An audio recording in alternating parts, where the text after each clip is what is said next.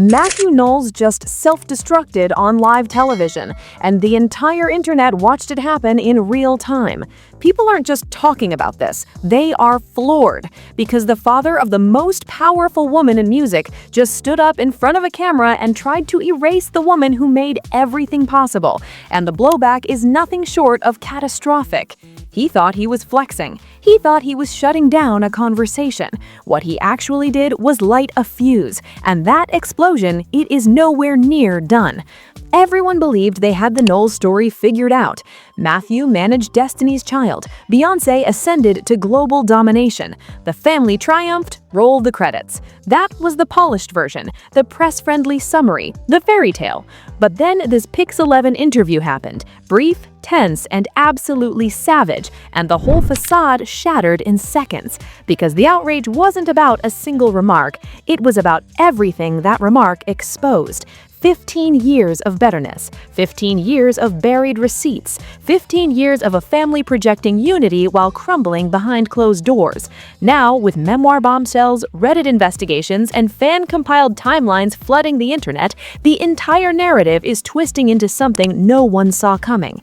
Let me unpack this from the very start, because this story doesn't begin in 2026. It reaches back way, way further than that. Let's set the stage, the clip that detonated the internet. Pix11 interview. Mathew Knowles is seated there, plugging his latest venture, and the interviewer mentions Tina, a reasonable mention, a natural mention. This woman was half the engine that powered Destiny's Child. And Mathew's response? What work did she put in? 5 words, and every single one landed like a bomb going off. The interviewer, clearly blindsided, replies, the hair. Mathew almost begrudgingly concedes the styling, the imaging, as if he's granting her some enormous favor by admitting it. And then, the second the interviewer says it's a joint effort, Mathew kills the conversation. We'll stop now. Stands up, walks out. That's the clip. That's what went nuclear. But that clip is merely the surface of an iceberg that plunges about 15 years deep. Let me walk you through the timeline, because when you see everything assembled in one place, it's absolutely devastating. This is where the cracks became canyons. Mathew Knowles' affair with a woman named Alexandra Wright is exposed publicly. He fathered a child outside his marriage to Tina. And if that wasn't enough, that same year, reports emerged that he fathered another child with a different one, Takoya Branscombe. Absorb that for a moment. 2 secret children, 2 different women, 1 single year, while still married to Tina, while Tina was still the mother of Beyoncé and Solange, while the family was still presenting this united front to the world.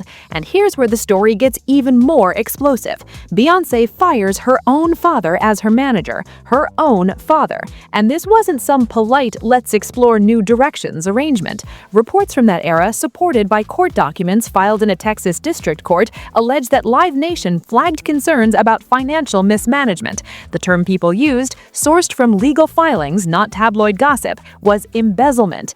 Beyoncé allegedly concluded that her own daughter had been siphoning money from her tour budget. Let that register. This is a daughter who trusted her father enough to let him steer her career through the most meteoric rise any artist has ever experienced.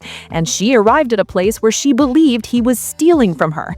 That same year, 2011, Tina and Mathew finalized their divorce. 31 years of marriage. Finished. Now jump ahead, 2014. Beyoncé releases a track called Ring Off, and if you haven't revisited it with this context loaded in your mind, go listen to it right now, because the lyrics are razor sharp. She is literally celebrating her mother removing the ring, celebrating her mother's liberation, celebrating the death of a marriage that had reportedly been broken behind closed doors for years.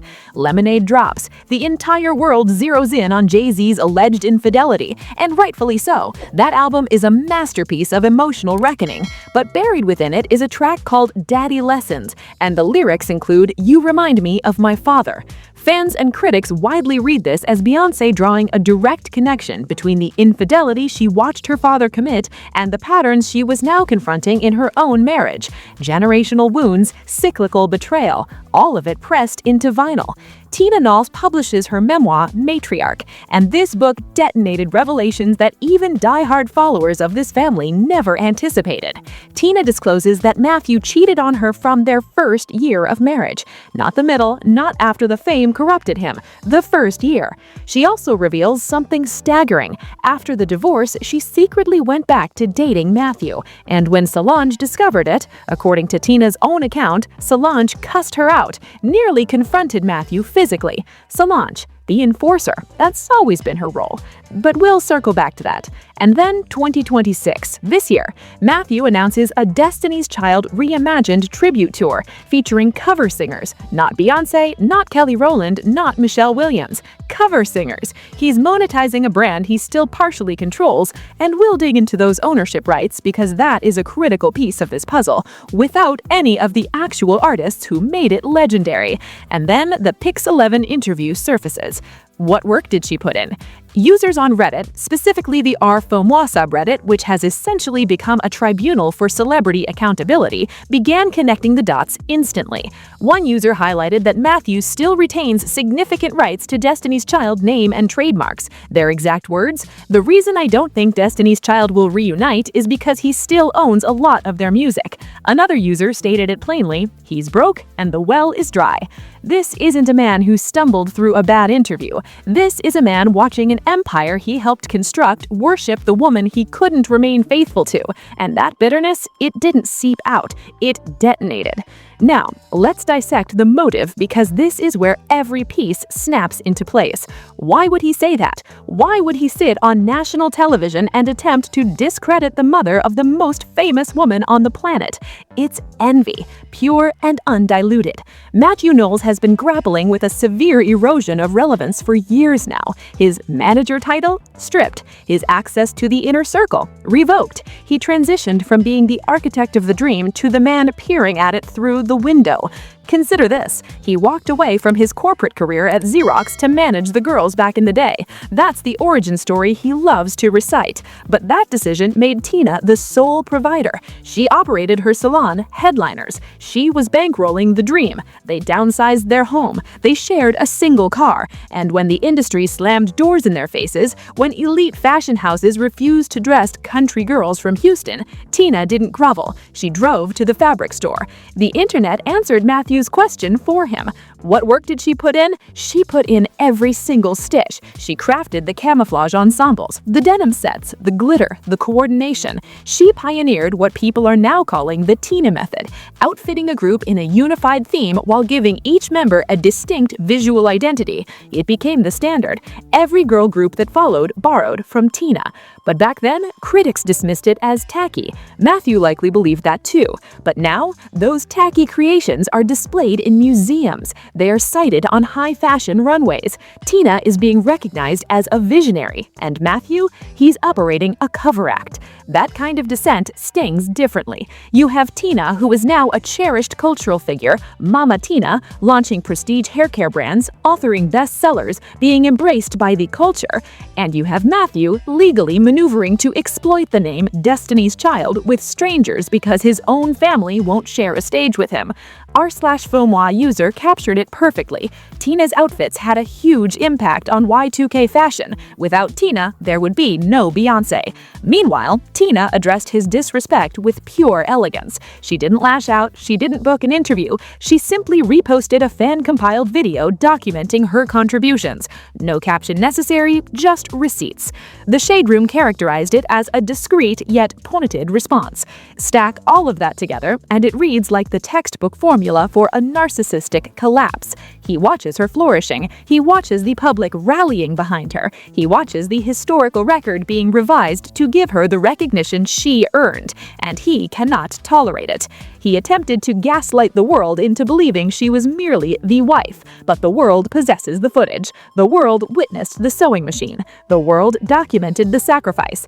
And it backfires even harder, because by posing that question, he didn't diminish her, he amplified her. He compelled everyone to revisit the archives. He introduced an entire new generation to the reality that while he was handling contracts and allegedly the bank accounts, she was cultivating the image, the soul, and the survival of the group. He played himself completely. But here's the layer that truly cuts the deepest. The ones caught in the crossfire weren't just Tina. It's the daughters, it's Beyoncé, it's Solange. Picture being them right now. You've invested 15 years trying to heal. You've channeled it into the music. You've sat in therapy. You've fought to maintain some version of a relationship with your father for the sake of your own children. And then he appears on television and desecrates your mother's legacy. That is devastating. We need to discuss Solange here, because while Beyoncé is the calculated silence, Solange is the thunderstorm. We all remember the elevator, 2014, the Met Gala. Subsequent details in December 2025 added new dimensions to that night, but the fundamental truth endures. Solange protects this family. Tina's memoir revealed that when Tina attempted to date Mathew again, in secret, Solange erupted. She cussed her out. She nearly confronted Mathew physically. Why? Because she witnessed the damage. She lived through the betrayal. She watched her mother deteriorate while her father maintained a parallel life. That's someone's trauma. That's not merely celebrity drama. That is a daughter who watched her mother weep through countless nights, finally witnessed her freedom, and then saw her drifting back toward the source of her pain. Solange wasn't being dramatic. She was being a guardian. And now, watching him attempt to rewrite the record, it has to be reopening every wound. Beyoncé hasn't uttered a single word, but her silence is thunderous. She doesn't need to respond. She already composed the soundtrack to this anguish. Lemonade wasn't exclusively about Jay-Z. It was a generational curse shattering. It was her confronting Mathew and declaring, "I see you. You remind me of my father." Those lyrics aren't affection. They are an indictment. They are a reckoning with inherited damage. And for Mathew to stand there in 2026 and pretend he constructed it all single-handedly, it's an assault on the women who actually sustained the family while he was out building new ones. It's emotional violence, unvarnished and unmistakable. Now, this entire situation escalates to another level when you examine what unfolded in the 48 hours after the clip went viral. This is the gaslighter's playbook executing in real time. Mathew recognized he detonated a landmine. The backlash was instantaneous. The internet was torching him from coast to coast. So what does he do? Does he apologize? Does he concede? "That came out wrong, I misspoke"? No. He fabricates a new version of events. He sits down with Carlos Greer from Page 6 barely 2 days later and completely rewrites the encounter. Listen to this. He insists that when he asked what work did she put in, it was a sincere inquiry. He claims he was actually attempting to give her more recognition. He told Page 6, "I was adding to it. I said styling, I said imaging." But we have the footage, Mathew. We observed the body language. We caught the smirk. We watched you rise from the chair, terminate the interview, and walk away because you were so agitated that someone dared to acknowledge her name. He alleged the interviewer arrived late. He alleged the interview exceeded its time slot. He alleged he was courteous and exchanged handshakes. But a Page 6 insider dismantled all of that. They confirmed the interviewer was punctual. They confirmed there weren't excessive questions about Tina. He simply snapped. It's textbook manipulation. First, you deliver the blow, then when people confront you, you recast yourself as the victim. You insist you were misinterpreted. You blame the media for distorting your words. He even attempted to correct the interviewer on the term ex-wife. He prefers former husband because ex carries too much negativity. Are you serious? You fathered 2 secret children in a single year, but the prefix ex is where you establish your boundary on negativity? The fragility of the male ego demands scientific investigation. That's what one Reddit comment declared, and it accumulated nearly 1,000 upvotes. Peak divorced dad behavior. Pathetic. It's hurling the stone and concealing your hands. He's threatening to sue over the clip's virality. He's invoking evaluating legal remedies. That is the maneuver of a man who understands he's lost the court of public opinion, so he's attempting to litigate his way back to control. But you cannot sue the internet for possessing functional eyesight. You cannot sue fans for retaining their memory. This damage control only compounds his guilt. If he had simply owned it, yeah, we have a complicated history, but she worked incredibly hard, people might have moved on. But by denying what we can all verify with our own eyes, he's confirming everything Tina documented in her book. He's demonstrating he is a man who manufactures his own reality and demands everyone else inhabit it. But the Knowles women aren't living in his reality anymore. They constructed their own, and that's what truly eats at him. Let's be honest, everything remains speculation until Beyoncé or Solange speak publicly, but their actions are communicating more loudly than any press statement ever could. We need to examine the silence strategy. Beyoncé and Jay-Z haven't uttered a single syllable, and that silence is the loudest statement of all.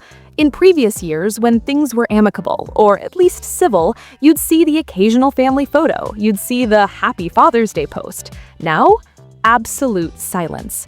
And it's notable because Jay-Z has actually served as the mediator before. In December 2024, Tina accidentally liked an Instagram post that appeared to shade Jay-Z. The internet exploded, but Tina clarified that Jay-Z called her immediately, they resolved it, and everything was fine. Jay-Z navigates the family dynamics. He maintains the equilibrium. But with Mathew, there is no equilibrium left to maintain. Fans are observing that Mathew was mutually terminated the same year as the divorce. That's no coincidence. That's a package deal. You lose the wife, you lose the client, you forfeit the access. And let's examine the Destiny's Child Reimagined debacle more closely. This is a subplot people are overlooking. He's touring with women who are not Beyoncé, Kelly, or Michelle, performing their songs, trading on their brand name. Imagine the indignity that inflicts on the group's legacy. It's essentially a karaoke reproduction of a billion-dollar empire. And why is he pursuing it? Because he reportedly still controls the trademark. He owns the name. So the original members can't tour as Destiny's Child without compensating him or securing his approval. And they refuse to do either. So we have a deadlock. The fans crave a reunion. The group members probably wouldn't resist a reunion, but the father is the obstruction. He's holding the legacy hostage because he cannot accept that he's no longer the protagonist of this story. One Redditor articulated it flawlessly. I don't know how Beyoncé and Solange have anything to do with him, because he'd be dead to me. That's the prevailing sentiment online. People are finished extending him grace. And truthfully, this resurrects the Solange factor again. Solange has always been the one to keep it absolutely real. If Mathew persists, if he continues these press circuits disparaging Tina, don't be surprised if Solange emerges publicly. We know she doesn't shy away from confrontation. We know she defends her mother ferociously. The silence from the Knowles camp right now feels like the stillness before a storm. They are allowing him to excavate his own grave. They are letting him reveal to the world exactly who he is, so they never have to explain why they maintain their distance. It's a masterclass in gray rocking. You don't nourish the narcissist. You don't provide the reaction he craves. You simply let him spiral until he collides with a wall. And Mathew Knowles just struck that wall. And this saga is still evolving with far larger implications than a single family's dysfunction. What we're witnessing here is the dadager era dying a slow, public death. The deeper conversation centers on ownership and the toll fame exacts from Black families in the entertainment industry. For decades, we watched the Jackson family, the Knowles family, parents who propelled their children to greatness but left devastation in their wake. Mathew embodies that old guard, the by any means necessary doctrine, the I created you, therefore I possess you mentality. But we've entered a different era. We're in the era where the talent comprehends its own power. When you persistently disrespect the people performing the actual labor, whether it's the wife constructing the costumes or the daughter delivering the vocals, you're not merely being disrespectful. You're demolishing your own legacy from the inside. Mathew's predicament is an extreme illustration, but it doubles as a cautionary signal for anyone in the industry. You cannot commodify people and then expect them to love you unconditionally. It also illuminates how society has historically devalued women's contributions. For years, Tina was categorized as just the stylist, just the mom. But strip away her labor, remove her aesthetic vision, and Destiny's Child is simply another girl group. She engineered the look. She forged the armor. We are experiencing a cultural correction where we are finally honoring the mothers. We are recognizing that the genius men were frequently elevated on the shoulders of women they were simultaneously mistreating. Mathew's unraveling symbolizes that entitlement disintegrating. He cannot fathom that people are no longer accepting his narrative. He cannot process that what did she do is being met with everything. The internet isn't merely gossiping, it's amending the historical record. It's declaring, no, we documented who did the work, and it wasn't you. This is a cautionary tale about unchecked ego. You can construct a billion-dollar empire, but if you reduce your family to subordinates, you'll end up with revenue, perhaps, and absolute zero access to the people you profess to love. You'll find yourself on local news stations scrambling for credit, while your ex-wife receives standing ovations simply for walking into a room. So where does this trajectory lead? The collapse is unfolding in real time. The ratio on the interview clips is staggering. The comments are 99% Team Tina. Mathew has effectively alienated the entire global fan base of the artist he claims credit for creating. Speculation is mounting about what this means for the future of a Knowles brand. Will Beyoncé finally buy him out of those rights? Will they negotiate quietly to get him to stop speaking publicly? Or is this the definitive moment where he gets severed entirely? Some fans are theorizing that this turmoil will fuel the next album. The Beehive is paying attention. They've observed the pattern. Every time Mathew self-destructs, the art ascends. The pain gets alchemized into brilliance. But for Mathew personally, this appears to be the terminus for his public credibility. He can launch all the reimagined tours he desires, but nobody purchases tickets to see a manager perform. They pay for the talent, and the talent vacated the building long ago. He attempted to weaponize history, but history kept receipts. He attempted to dim Tina's light, but he only illuminated his own darkness. It's genuinely tragic when you strip it all back. A man who could have been the celebrated patriarch seated in the VIP section embracing his grandchildren. Instead, he's the former manager feuding with strangers on the internet and threatening litigation because he's lost all grip on the narrative. The internet remains undefeated, and in the matter of Mama Tina versus Mathew, it was never even a contest. Stay locked in because this story is about to escalate even further. Fresh details are emerging, new breadcrumbs are surfacing, and reports indicate the legal teams are already mobilizing. So drop your take in the comments. Do you believe Mathew is simply consumed by bitterness, or is there a deeper layer we haven't uncovered? And do you think Beyoncé will ever address this directly, or will she continue treating him like he doesn't exist? Make sure you smash that like button, hit subscribe, and turn on notifications so you don't miss a single development, because we're tracking every twist as it unfolds. I genuinely appreciate you riding with me on this one. This is messy, it's layered, and it is nowhere near finished. I'll catch you in the next one. Stay safe out there, and remember, receipts never expire. Peace.